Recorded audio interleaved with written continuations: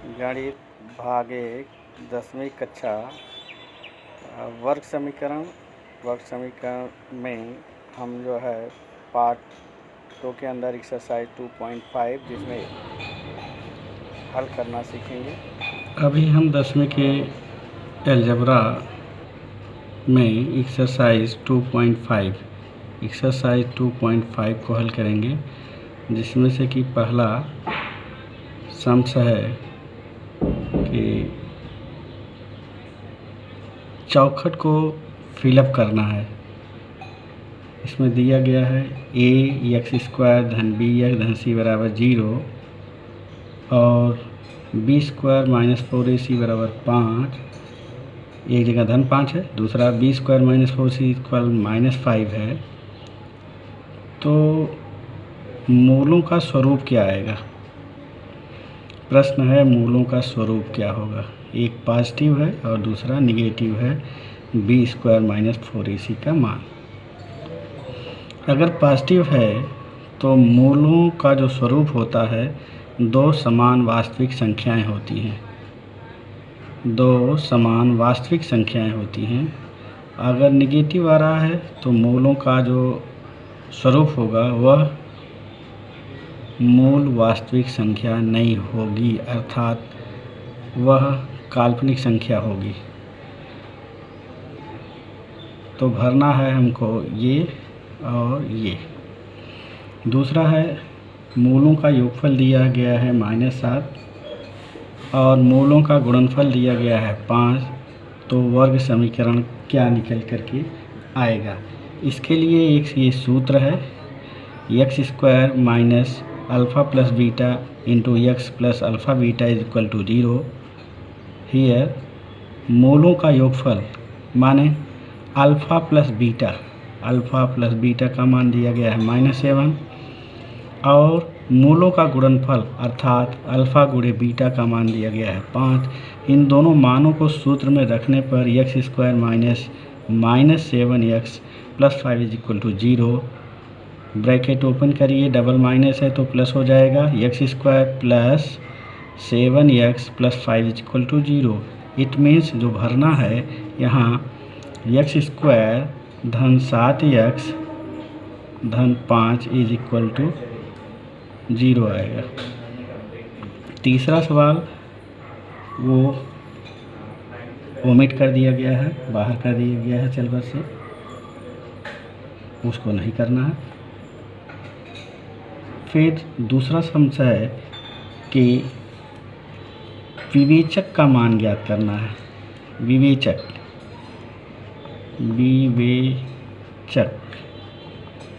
क्या होता है? विवेचक माने delta is equal to b² - 4ac होता है। तो विवेचक का विवेचक का मान ज्ञात करना है। तो पहला सवाल दिया गया है x² धन 7x - 1 बराबर 0। तो सूत्र ax² धन bx धन c ये वर्ग समीकरण का सामान्य स्वरूप है। इससे तुलना करने पर तो a का मान निकल करके इज इक्वल टू यहाँ x² की जगह पर कुछ नहीं है, माने a 1 है और b इज इक्वल टू धन 7 है और c इज इक्वल टू -1 है। तो विवेचक यही होता है delta is equal to b² - 4ac। तो b² - 4ac में वैल्यू रख देने पर -7 का square -4 into 1 into -1 is equal to कितना आ जाएगा? 7 × 7 = 49 और माइनस माइनस का गुणा प्लस होगा, 4 × 4 = 4, 49 और 4 मिल करके 9 × 4 = 13, 53 निकल के आया इसका उत्तर। ऐसे ही आपको दूसरे का जैसे ये किया गया वैसे ही दूसरे का सेकंड और थर्ड भी हल करना है। तीसरा सम्स है क्वेश्चन नंबर थर्ड में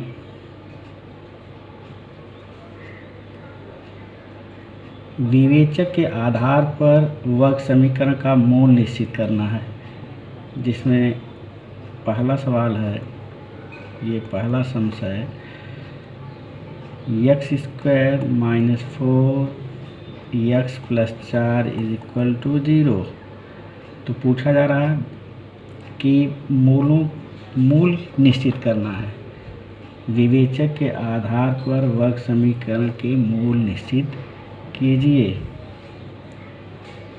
तो मूल निश्चित करने का मतलब वो कैसा है, जैसे यहाँ पर हम फिर से करेंगे ax² - bx - c = 0 से तुलना करने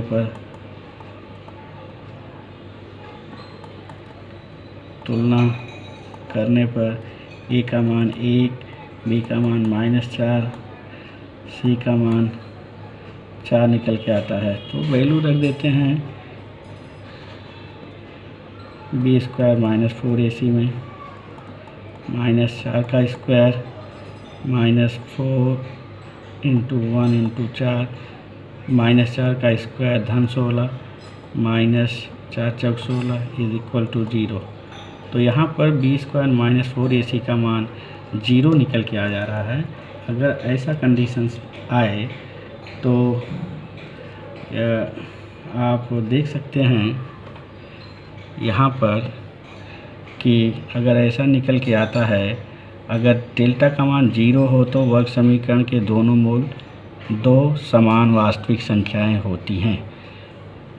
तो यहाँ पर जो मूल आएगा, मूल 2 वास्तविक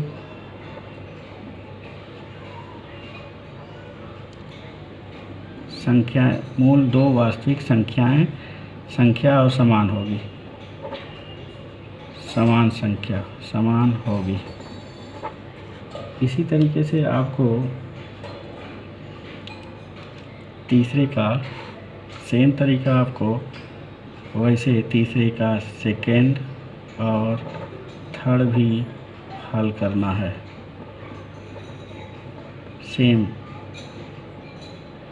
सेम ऐसे ही आपको हल करना है। और चौथा है, इसी में आप देखें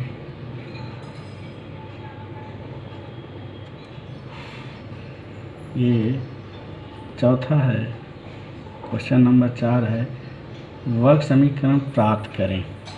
तो दिया है मूल का मान 0 और 4 दिया गया है, ये पहला समस्या है।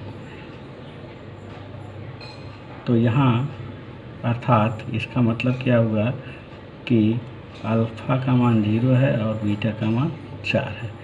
तो सबसे पहले आप अल्फ़ा प्लस बीटा निकालिए, 0 + 4 = 4। दूसरा निकालिए अल्फ़ा × बीटा, 0 × 4 = 0। 0 का गुणा किसी में कर देने पर 0 ही आता है। अब सूत्र लिख लीजिए, सूत्र अभी लिखा था मैं इधर। सूत्र है x² - alpha plus beta x + alpha × beta = 0। अब इस सूत्र में वैल्यू रख दीजिए, x² - अल्फ़ा प्लस बीटा का मान 4 आया है, अल्फ़ा × बीटा का मान 0 है, बराबर 0। इस तरह से वर्ग समीकरण निकल के आया, x² - 4x = 0। ठीक ऐसे ही और सवालों को हम हल कर लेते हैं। जैसे एक और है, चौथा समस्या, 2 कड़ी में 3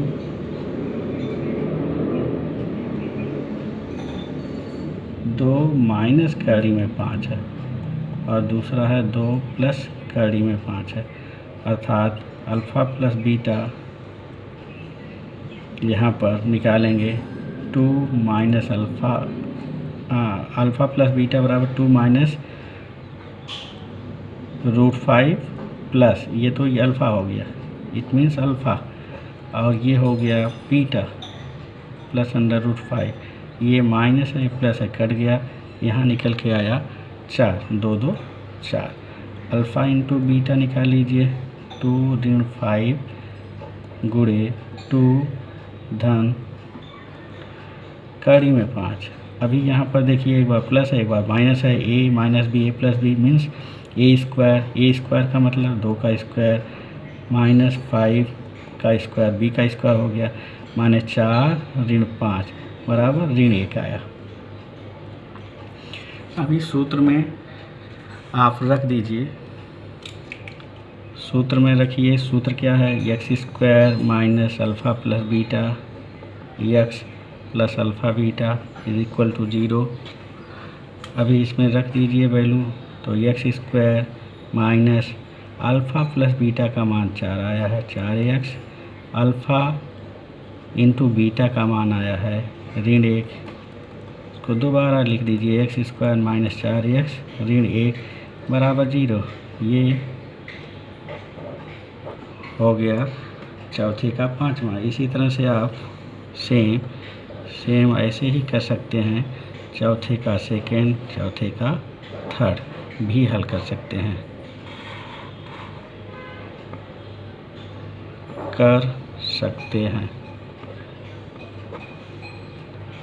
इसके बाद फिर ओमिट है question number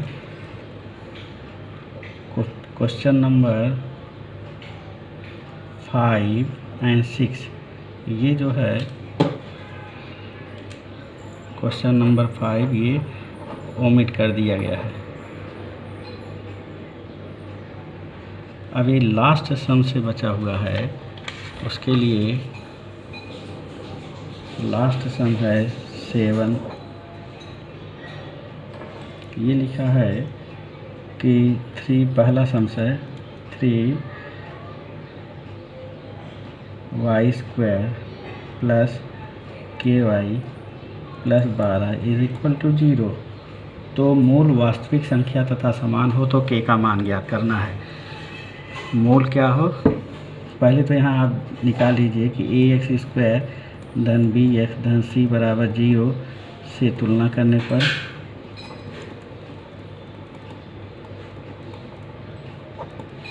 a is equal to 3, b is equal to k, c is equal to 2। प्रश्न में दिया गया क्या है, मूल वास्तविक तथा समान है। मूल वास्तविक व समान है, इसका मतलब हो गया कि b² minus 4ac is equal to 0। ये जो है ये 0 होगा।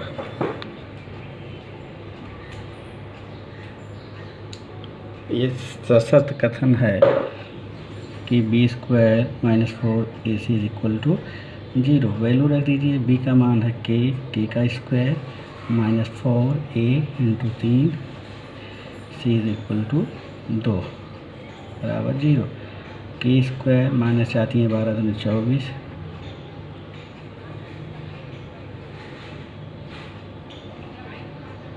चाहती हैं 12 दूनी 24 इज इक्वल टू 0।